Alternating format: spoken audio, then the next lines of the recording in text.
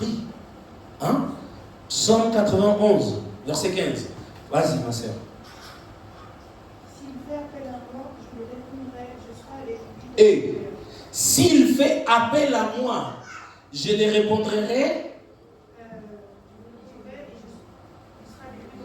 Et je serai avec lui dans les malheurs. S'il fait appel à moi, s'il ne fait pas appel à moi, qu'est-ce qui va se passer? Tu vas galérer tout seul. La parole de l'Éternel. Ésaïe 65, verset 24. Qui l'a? Bon, on peut s'arrêter là aussi, hein, ça dit la même chose. Amen. Amen. Je parle à quelqu'un. Donc, nous avons la prière qui est l'unique moyen que Dieu a établi sur terre pour se communiquer avec lui. La Bible dit même, Jésus dira même que tout ce dont vous aurez besoin, faites-le lui savoir par des prières. Et ensuite, il commence à citer les types. Des prières, des supplications, des prières, des... Vous voyez, il faut prier pour se communiquer avec Dieu. Parenthèse. C'est quelque chose que j'ai toujours dit. Et je le répète. Mon frère, ma soeur. Même si Dieu a donné des dons à tout le monde, même si Dieu fait grâce à tout le monde, quand même, Dieu utilise les... Il a dit à l'image et à la ressemblance. Si toi, ton cerveau est puissant, tu imagines celle de Dieu? Hein? Dieu a mis son cerveau pour te créer. Il y a des choses qui sont dans ton être, dans ton corps, dans ton âme, dans ton esprit, et toi-même tu ne connais pas. Mais Dieu connaît. Toi-même, le nombre de poils que tu as sur ta tête, tu ne connais pas, mais Dieu connaît. Hein? Une fois, j'étais surpris. C'était un garçon, il était daltonien. Lui-même, il ne savait pas qu'il était daltonien. Mais Dieu, il sait. Amen. Je connais un garçon. Bon, un garçon, c'est un grand papa maintenant. Il est aveugle. Dieu a permis que cet homme soit aveugle pour se révéler à lui. Cet aveugle prêche dans le monde entier la gloire de Dieu. C'est un évangéliste. Lui-même, il ne savait pas qu'un jour il deviendrait aveugle et que Dieu les rencontrerait. Mais Dieu lui-même, il le savait. Amen. Et c'est Dieu qui connaît toutes choses. Il te dit, tu veux communiquer avec moi. Tu veux que je fasse des choses pour toi. Tu dois, parce que c'est l'unique moyen que j'ai établi pour que toi et moi, on ait de la communication. Donc, dans cette parenthèse, qu'est-ce que je vais dire? Mon frère, ma soeur, si pour parler avec Dieu, l'unique moyen, c'est la prière. Quelqu'un qui ne prie pas, est-ce qu'il pourrait ramener des messages de Dieu? Ça, c'est quelque chose qui me rend fou chez nous, les chrétiens. Ma sœur Antelle, elle a vraiment une grâce prophétique. Mais ta sœur Antelle, elle ne prie jamais. Bien-aimé, je ne vais pas te mentir. D'ici, en vous regardant, moi, je sais qui prie, qui ne prie pas. Il ne faut que donner un sujet de prière. Donner un sujet de prière, il y en a de son côté. Et tu vas me dire que ici, là où tout le monde prie, tu ne pries pas, mais chez toi, tu pries. Genre. Et moi, comme je suis une abruti, je te crois. Et quand tu viens avec un message de la part de Dieu, je te crois. Je ne peux pas te croire. Je ne peux pas. Même si je veux, je ne peux pas. Tu sais pourquoi? Parce que tu ne remplis pas les conditions pour que Dieu te donne un message si grand. Amen. Et c'est triste de le dire comme ça. Mais je te dis une vérité que personne ne te dit aujourd'hui, je te l'ai dit. Je te l'ai dit, frère, parce que j'ai mal au cœur. J'ai mal au cœur pour certains de vous. Combien de fois je l'ai vu ici? Quelqu'un qui ne prie jamais, il vient, mon frère, j'ai eu un rêve, Dieu m'a parlé. En plus, c'est même pas certaines personnes, les gens comme ça qui ne prient pas sont audacieux. Il ne vient pas, j'ai eu un rêve, il dit, Dieu m'a dit. Et il y a quelque chose, une prédication, une fois je fais ici, frère, le poids des mots. Aujourd'hui, en fait, comme tout le monde dit n'importe quoi, même dans les réseaux sociaux, les mots, ils n'ont plus de poids. Tu vois, la parole des hommes, mais avant, on vivait par rapport à la parole de quelqu'un. Quand quelqu'un te donne sa parole, c'était comme signer un contrat. Quelqu'un te serre la main, te donne sa parole, c'est comme signer un contrat. Aujourd'hui, ça ne vaut plus rien. La parole ne vaut plus rien. Et c'est l'œuvre du diable pour affaiblir. Dieu, avant, il parlait. Ce que Dieu a dit, ça va se faire. On croit parce que Dieu a parlé. Aujourd'hui, ces gens viennent audacieux. Il va venir, même pas j'ai un rêve, même pas faut qu'on prie pour ces rêves. Viens, on va demander des confirmations. Non, Dieu m'a dit. Dieu m'a dit. Ouais, Dieu m'a dit que Nanani, tu vas épouser tel frère. Bien-aimé, tu sais que le choix marital, un truc comme le choix marital, c'est la destinée de deux personnes. Et toi, tu n'as pas prié, Dieu m'a dit. Je connais des destinées brisées à cause du choix marital. Et des destinées brisées. Et vous savez, quand le choix marital, ça va mal, ça peut briser et la destinée de ces deux personnes et des personnes tout autour. Hein. J'ai vu des personnes, une servante de Dieu, je vous dis, j'ai vu très peu de servantes de Dieu avec autant de discipline pour le Seigneur. Même la discipline que cette sœur est là, moi-même je ne l'ai pas. Et moi, les choses de Dieu, quand même, je suis comme ça. Hein. Mais cette sœur, c'était notre niveau, mon frère. On est venu avec Dieu, m'a dit, elle est partie épouser un soi-disant homme de Dieu. Cet homme de Dieu, soi-disant qu'elle a épousé, frère, elle, c'était la servante de Dieu. Aujourd'hui, elle ne fait plus rien. Ah non, parce que mon mari dit les femmes ne doivent pas prêcher. Ah non, parce que le mari dit que nanana. Ah non, parce que nanana. Cette sœur m'a ramené des chansons. Vous connaissez une chanson que je chante ici? Esprit de Dieu vivant, descend et agit. Cette chanson a une première partie que je chante rarement. C'est elle qui m'a donné cette première partie dans un rêve. À tel point, quelqu'un qui n'est pas chantre, mais qui rêve des louanges de Dieu. Et Dieu lui dit, voilà, il y a telle louange, c'est telle personne, tu dois lui donner, elle va chanter ça. Mais aujourd'hui, cette personne, elle est anéantie. Aujourd'hui, elle est devenue comme une poule. Son unique travail, c'est de pondre. Elle fait qu'accoucher les enfants, c'est tout ce qu'elle fait. Destinée brisée. Moi, c'est une personne comme ça qui m'a ramené au Seigneur aujourd'hui.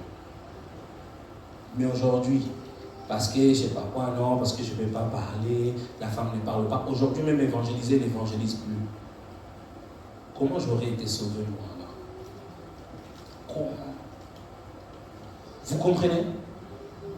Mais des fois, nous, ça là, ça ne fonctionne pas. Comment toi tu peux croire à des dieux m'a dit comme ça?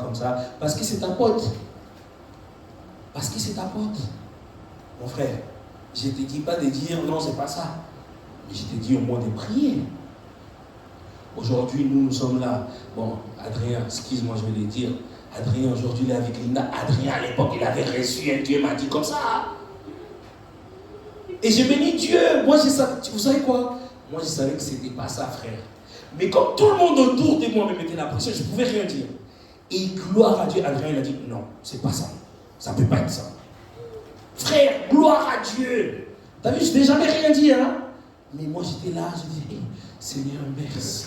Seigneur, merci.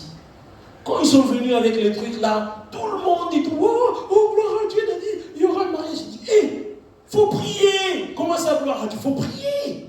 Même si ça te convient, frère. Même si on te ramène que non, demain tu vas épouser Cristiano Ronaldo, ok, on sait qu'il est mignon, qu'il a de l'argent et tout, mais tantine, doucement. Même pour toi, garçon, je ne sais pas, doucement, c'est pas comme ça. Amen ou pas amen? Amen. Donc, je ferme ma parenthèse, faites attention. Surtout les gens qui prient très peu, quelle audace. Vraiment. Quelle audace. Et tu sais pourquoi? Parce que la prière rend sage. Hein? Et dans cette sagesse de la prière, tu auras peur du Dieu m'a dit. Tu auras peur de Dieu m'a dit. Hein? Ça va te donner du respect. Les dieux du ciel, qui a créé tout ce qui existe, il quitte son trône pour venir te parler, toi, dans ton sommeil. Bien que tout est grâce, mais quand même, il faut faire un peu d'effort. Hein? Il y a ici des hommes de Dieu, ils ne rêvent jamais. Et toi, Dieu te dit des choses comme ça, si importantes. Doucement les chevaux. Amen. Amen. Je ferme ma parenthèse. Alors la prière, l'unique moyen de parler avec Dieu. La prière, c'est aussi l'unique moyen de se ressourcer. De se ressourcer directement. Il y a des manières de se ressourcer indirectement, comme la louange, comme la méditation de la parole. C'est aussi des ressources, mais ce sont des ressources indirectes. Les ressources directes, c'est la prière. Amen ou pas amen? Par contre, la parole, c'est quelque chose qui va nous faire grandir. C'est autant nécessaire. Amen. Il faut qu'on grandisse. Hein. Ça ne sert à rien de beaucoup prier. Tu ne connais pas la parole. Les diables peuvent t'avoir aussi par là. Amen. Cependant, la prière, quand ça nous nourrit directement, ça nous ramène à la foi. Quel est le problème de la foi et la prière et la foi? C'est qu'une prière qui est faite sans la foi, c'est une prière stérile. Une prière qui est faite sans foi, c'est une prière qui ne marchera pas. J'irai plus loin. C'est une prière qui ne sera même pas écoutée par Dieu. La Bible dit, il faut que celui qui s'approche de Dieu croit qu'il existe et qu'il est le rémunérateur de celui qui le cherche. C'est-à-dire, il ne faut pas seulement croire qu'il existe, mais croire aussi qu'il va t'exaucer. Et ça veut dire avoir la foi. La foi, dans la Bible, il y a des mots. Bon, il n'y a pas de mots, mais la foi en soi, nous l'avons divisée en deux mots. Pourquoi? Parce que aujourd'hui, comme je dis, les mots, ils ont perdu leur poids et on utilise certains mots, on débase certains mots. C'est comme lorsqu'on parle de l'esprit. Ah, j'avais telle pensée dans l'esprit. Non, tu ne l'avais pas dans l'esprit, tu l'avais dans ta pensée. Ouais, tu ne l'avais pas dans l'esprit, tu l'avais dans la pensée. Mais on utilise les mots esprit pour parler de quelque chose de subjectif qui est quand même là. Ouais, c'est comme, ah, j'ai foi en telle personne. Non, tu ne peux pas avoir foi en telle personne. Parce que les mots foi viennent du mot pistis en grec. Pistis. Quand Jésus parle de foi dans la Bible, il parle de pistis. Et pistis veut dire, j'ai noté une bonne définition ici, conviction de la vérité concernant la relation avec Dieu, fidélité à toute épreuve. Conviction de la vérité concernant la relation avec Dieu et fidélité à toute épreuve. Ça, c'est la foi. Ça veut dire que la foi, ce n'est pas de croire, mais la foi parle de vérité. Lorsqu'on parle de vérité, ce n'est pas de croire la vérité, c'est de savoir. On ne croit pas à la vérité, on connaît la vérité, on sait la vérité. Amen. Moi, je m'appelle Ethan, c'est pas je crois. Je sais que je m'appelle Ethan. Hein? Voilà. Et je peux dire, j'ai 50 ans. Toi, tu peux me dire non. Mais tant que moi, je sais que j'ai 50 ans, j'ai 50 ans. Vous voyez? Voilà la foi. Ça, c'est la foi. De savoir que j'habite dans telle ville, j'habite à Paris. Moi, je sais que j'habite à Paris. Tu peux dire, mais il n'était pas né en Espagne, oui. Mais il habite à Paris. Je sais que j'ai des enfants. Je sais que mon enfant s'appelle Antel, que mon enfant s'appelle Antel. Je le sais. Je n'ai pas besoin que quelqu'un vienne me dire c'est un enfant. Je sais que c'est mon enfant. C'est pas je crois. Je sais. Vous voyez cette différence? Alors que l'autre mot dont on utilise pour parler de croire, c'est fides. Fides, ça vient du latin, qui veut dire croire. Quelqu'un me suit? Donc, pour avoir la foi, il faut faire la différence entre savoir et croire. Quels sont maintenant les problèmes que nous rencontrons dans la prière? Et là, je vais presque à la fin de mon message. C'est que nous prions en croyant. Lorsque nous prions, nous croyons, nous ne savons pas. Hein? Et quel est le problème?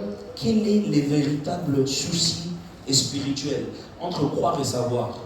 Lorsque tu sais, toute porte est fermée. fermé sur ta connaissance. Hein? Je m'appelle Ethan. Il n'y a pas une autre porte. Je m'appelle Ethan, c'est tout. Mais si je crois que je m'appelle Ethan, ah, mais tu t'appelles pas Ethan François? Peut-être. Et dans ces peut-être, dans ces doutes, c'est là où les diables rentrent. Voilà les problèmes de croire. Lorsque les diables rentrent dans ton champ de connaissances, dans cette champ des relations avec Dieu, qu'est-ce qui se passe? C'est qu'ils coupent le réseau. Nous l'avons lu dans les livres de Daniel. À un moment, il dit que la prière est bloquée par le prince de Perse. Pourquoi la prière est bloquée? Parce qu'il y a un soupçon de doute. Tu as ouvert une porte. Et nous prions en doutant. Des fois, nous prions par coutume. Parce que tu crois. Ah, la coutume te demande que... Bon, et je ne vais pas rentrer dans les terrains des coutumes, mais il y a certaines coutumes que nous continuons de faire jusqu'aujourd'hui, frère, c'est la sorcellerie. Oh non, quand quelqu'un fait comme ça, il faut dire, oh non, Maldé dégage. Oui, ça se fait dans beaucoup de pays. Quand quelqu'un te dit, dans beaucoup de pays, oh, quelqu'un te dit, ah, t'es beau aujourd'hui. Ah, tu dis merci, mais il faut derrière que tu dises une phrase pour annihiler le Maldé, des choses comme ça. Ici en France, ça se fait pas. Ah, voilà. Il y a des sœurs qui connaissent ça. Il y a des gens qui connaissent ça. Ou, quand quelqu'un a déloqué, ça veut dire que nanani, nanana, donc il faut les mettre une feuille de nanani, ou il faut toucher à je sais pas quoi. Ou bien chez nous, par exemple en Espagne, quand quelqu'un dit du mauvais, il faut toucher du bois pour que ça n'arrive pas. Ah, je touche du bois, je touche du bois. En Espagne, je ne sais pas si en France ça se fait. Ouais. Pourquoi toucher du bois? Bon, encore si tu me dis le bois, ça représente la croix de Jésus. Je laisse passer. Mais pourquoi il faut faire ça? Hein? Comme en Espagne encore, ça se passe chez beaucoup de catholiques, dans beaucoup de religions, Et j'ai vu ça en Haïti aussi. Des gens qui mettent de l'eau avec du sel derrière les portes. Où t'as vu ça dans la Bible? Où t'as vu ça dans la Bible? Ah non, ça enlève les mauvais esprits. Ah bon? Mauvais esprit, des fois, tu pries, tu chasses au nom de Jésus, il part pas. C'est de l'eau avec du sel. Pour qui te dire? Je ne sais pas. Il faudrait qu'on teste ça un jour dans une délivrance. De l'eau avec du sel. Et si ça marche, on change de méthode. On ne prierait plus Jésus, on prierait le Dieu de l'eau avec du sel. Hein? Ouais, mais ce sont des choses que parfois ce sont des rites traditionnels liés à de la sorcellerie, à des coutumes des sorciers. Parce que malheureusement, dans les anciens temps, c'était pas forcément des pays, c'était des tribus, des choses comme ça. Et chaque tribu avait quelqu'un à qui il fallait attribuer un pouvoir spirituel pour protéger la tribu. Et dans ces pouvoirs spirituels, c'est de là qu'on a tiré ce genre de choses. Et tu dis, ah non, mais c'est des trucs des ancêtres, c'est des trucs de sorcellerie, pas des ancêtres. Et puis malheureusement, nous tous, on a eu des ancêtres sorciers, tout le monde. Tout le monde. Donc fais gaffe. Amen. Voilà. Du coup, c'est par là où les diables rentrent. Pourquoi? Parce qu'il y a les soupçons de doute. Soupçons de doute, le mot doute vient de la même racine du mot confusion. Et le mot confusion vient de la racine du mot ténèbres. Oui. Vous voyez, quand tu laisses dans cette connaissance, dans cette relation avec Dieu, un bout de ténèbres, le diable vient. Amen. Est-ce que quelqu'un me suit jusqu'à là? Parfois, nous prions par obligation. Des fois, tu pries pour la nourriture, c'est juste par obligation. Ah, je prie parce qu'il y a un prophète qui est là. Ah, ben, je sais. Ah, ben, je sais. Parce que je vous observe. Des gens qui prient seulement quand le prophète est là. Mais quand le prophète, tu crois qu'il n'est pas là, mais qu'il est là, il te voit. Là, tu ne pries pas. Je sais. Combien de fois je le vois ici, on est en train de prier, moi je me balade pendant qu'on prie, et tu passes devant quelqu'un, quand tu es derrière lui. Je mens. Tu rigoles, tu sais. Parce que tu sais. C'est vrai ce que je dis. Amen ou pas amen? Amen. Même moi, je l'ai fait moi aussi. Quand j'étais à votre place, je l'ai fait aussi. Donc je sais que tu le fais. Nous prions des fois par méthode. Comme ce que je viens de dire, du toucher du bois. Des fois on prie, c'est pour la même chose. Hein? Par méthode. Parce que quand quelqu'un fait, il faut dire au nom de Jésus. Des fois on le fait. Quand quelqu'un dit quelque chose de mauvais, hey, tu imagines, je tombe au nom de Jésus. Tu imagines, il y en a un au nom de Jésus. Au nom de Jésus quoi? Hein? Par méthode. Tu l'as dit, mais toi-même tu ne crois pas, mais tu le fais par méthode. Comme l'histoire du toucher du bois. Des fois, nous prions, comme je dis, par coutume, par obligation, par méthode, mais surtout, et pire encore, nous prions de manière incrédule. Combien de fois on a prié pour la nourriture? Et surtout, il faut écouter les prières pour la nourriture. Tu vois vraiment que c'est de la formulation. Quand tu demandes à Dieu de donner un démuni, tu crois vraiment qu'il va aller donner ces démunis? Et tu lui dis juste parce que ça fait beau dans la prière. Sinon, ça va faire trop court.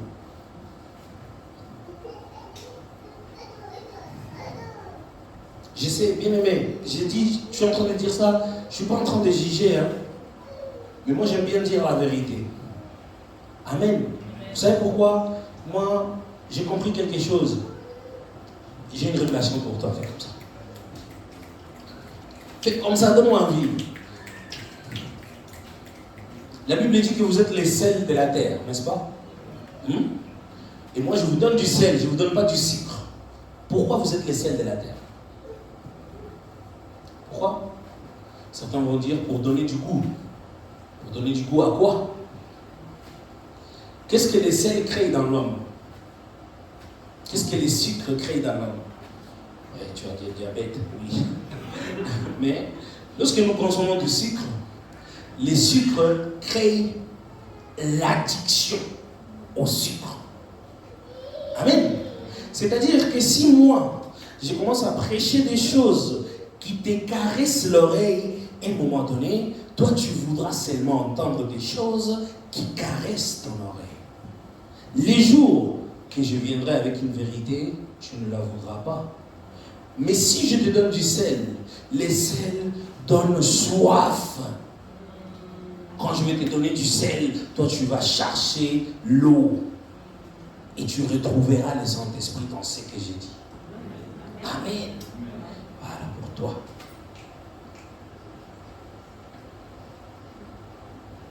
Donc, parfois nous prions de manière incrédule, c'est-à-dire sans foi.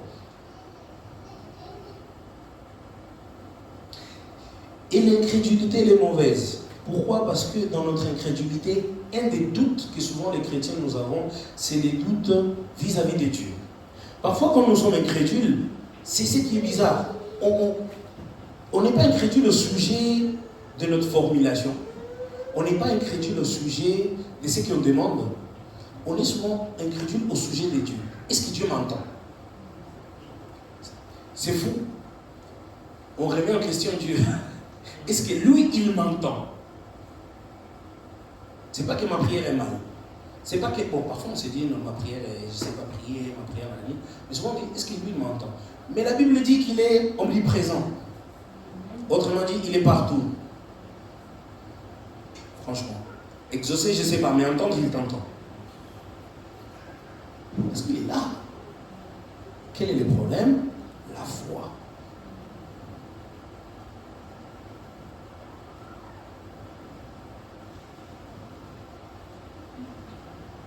Alors, quoi faire? Je vais te donner 5 points. 5 choses à savoir à propos de la foi lors de la prière. Première chose, savoir que Dieu est là. Je vous ai donné des versets déjà. Psaume 50, verset 15. Psaume 51, c'était non? Psaume 50, verset 15, Psaume 91, verset 15, dans lesquels Dieu dit, invoque-moi, je vais te répondre. Jérémie 33, 3, invoque-moi, je vais te répondre. Je vais te montrer des choses cachées, des choses que tu ne connais pas. Ésaïe 65, verset 24, il dit, dès que tu as pensé à m'invoquer, j'étais déjà prêt. Qu'est-ce qu'il attendait? Que tu l'invoques. Et dès que tu as prié, j'étais déjà exaucé. C'est Dieu qui l'a dit. Qu'est-ce qu'il faut? Que tu saches qu'il est là. Mon frère, ça ne dépend pas de ton degré de sainteté. Dieu, je vais faire une analogie bizarre. Dieu est comme Batman. Tu vois Batman, quand il voit dans les cieux son truc là, hein? On met son truc là, la bat-signal, hein? Bat-signal, je sais pas. D'un coup tu regardes comme ça, il est là. Dieu c'est comme ça. Tu l'invoques, il est là. Tu l'invoques, il est là. C'est pas une question de sainteté, c'est pas une question de puissance, c'est pas une question d'onction. C'est une loi que lui-même il s'est donnée. Tu l'invoques en croyant, autrement dit, en ayant la foi qu'il t'entend et qu'il répond, il est là. Il est là. La foi, c'est l'amplificateur qui les permet d'entendre ta voix. Amen. Première chose, savoir que Dieu est là. Deuxième chose, comprendre que Dieu écoute nos prières. Je l'ai dit tout à l'heure, quelqu'un qui lit les pensées. Toi tu pries, mais il sait déjà. Jésus l'a dit. Dieu connaît tout ce dont vous avez besoin, mais toutefois, si vous avez besoin de quelque chose, faites-lui savoir. Mais bien qu'il connaît déjà tous vos besoins. Mais bon, faites-lui savoir. Parce qu'il faut prier. Donc, 2, croire qu'il entend. 3, croire à ta prière. Bien-aimé, crois à ta prière. Arrête de penser que ta prière ne va pas dépasser les plafonds. D'ailleurs, les prières ne montent pas au ciel comme des ballons remplis d'air. Non. Qui t'a dit que la prière va comme ça? La prière ne va pas au ciel. La prière sort et elle rentre dans ton cœur. Là où le Saint-Esprit est. Le Saint-Esprit il a quitté les ciels pour vivre en toi. Maintenant, tu peux prier en chuchotant. Amen. Voilà. Crois en ta prière. 4e, qui est une des choses, un des points les plus importants. Frère, croire au nom de Jésus. Frère, il faut que tu crois que le nom de Jésus est assez et suffisant pour que tu puisses acquérir tout ce dont tu as besoin. Mon frère, ma soeur, il n'y a rien au-delà, il n'y a rien au-dessus, il n'y a rien en dessous. Jésus partout, pour tout, en tout. Sommité des sommités. Au-dessus, il n'y a pas. En dessous, il n'y a pas. Hein? La Bible dit qu'il détient l'univers entre ses mains. Bon, l'univers, là où nous tous on vit, c'est entre ses mains. Bon, explique-moi un peu. Qu'est-ce qu'il y a ailleurs? Rien. Ailleurs, il n'y a que lui. Dedans, il n'y a que lui. Dehors, il n'y a que lui. En haut, il n'y a que lui. En bas, il n'y a que lui. Il faut que tu sois au courant de toutes ces choses. Parce que c'est ça qui nous pousse après à des pratiques bizarres. C'est ça qui nous pousse après à des péchés bizarres. Tu vas faire des péchés, tu vas aller escroquer des gens pour de l'argent. Pourquoi? Parce que tu manques la foi de croire que Jésus est capable de te donner cette somme-là. Après, tu t'endettes des problèmes. Mais quand il y a des problèmes, tu reviens au pied de Jésus. Est-ce que Jésus est là que pour les problèmes? Non. Dieu veut que tu puisses jouir de ta vie, d'une vie excellente. Amen. Bah, crois que Jésus est capable de te donner cette vie dont tu veux. Crois que Jésus est capable d'en finir avec des dettes. Crois que Jésus est capable d'en finir avec des maladies. Crois que Jésus est capable de ramener ton mari, ta femme. Crois que Jésus est capable de te donner des enfants. Crois que Jésus est capable de te donner ce diplôme, de te donner l'école, de te donner une alternance, de te faire changer de métier et de te faire augmenter des dimensions dans ton travail. Crois que Jésus peut le faire. Et Jésus le fera. Amen. Amen. Et les derniers points, croire à l'amour de Dieu et à sa parole. Amen. Notre Dieu, c'est un Dieu d'amour. Toutefois, je l'ai dit tout à l'heure, l'amour de Dieu, ce n'est pas l'amour selon nous. L'amour des hommes fait que nous sauvons tous les hommes. L'amour de Dieu fait qu'il a donné son Fils unique afin que quiconque croit ne périsse point, mais qu'il ait la vie éternelle. Frère, à la place de Dieu, nous tous, on aurait condamné l'humanité. Qui va donner son enfant ici? Tu vas donner ton fils pour un violeur, pour un assassin. Ah, parce que pour des gens bien, oui, hein? Mais Jésus, il est mort aussi pour des gens pas bien. Hein?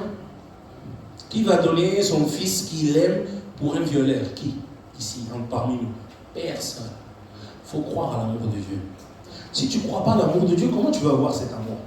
Parce que la puissance de la parole de Dieu ne réside pas dans que Dieu est puissant, réside dans l'œuvre de la croix.